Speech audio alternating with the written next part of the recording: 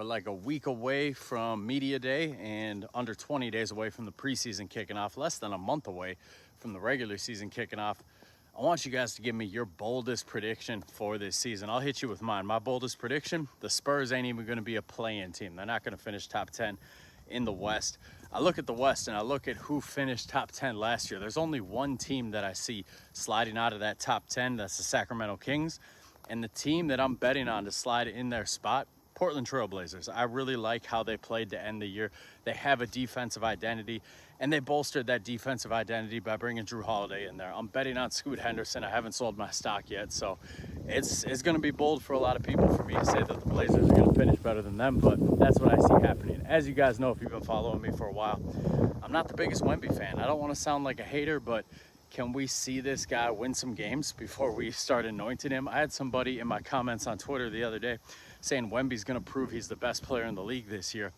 I don't even have him in my top 5, guys. I don't think I'd have him in my top 15 right now. I know the stats are the stats. The stats look great, but there's no impact on winning. I don't think he plays a winning brand of basketball.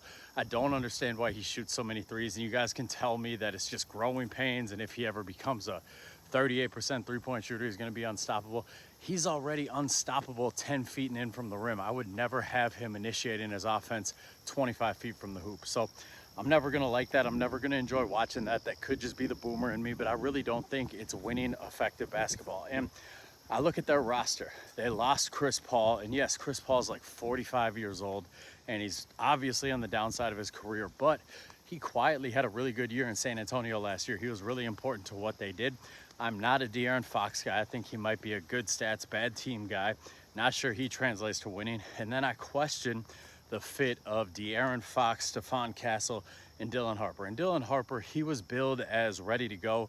He's a little bit more of a development project. He's not going to be ready to go in year one. He might be ready for 15 to 20 minutes a game, but he's not a guy you're going to plug in, run the offense through, and expect big production from in year one. So I still have major questions about Jeremy Sochan, still have major questions about Devin Vassell, major questions about Keldon Johnson. They have guys who people just slot in as being good players, and they might be decent players, but we've never seen any of these guys actually translate into winning. So my bold prediction, the Spurs finish outside of the top 10, and we get to go through all this again next offseason when people will say, oh, the Spurs, they're primed, it's Wemby's time, the dynasty's starting. Can we see them win? Keep in mind, last year, the games Wemby played, the Spurs were under 500 in those games. So you guys are going to run out of excuses real soon here.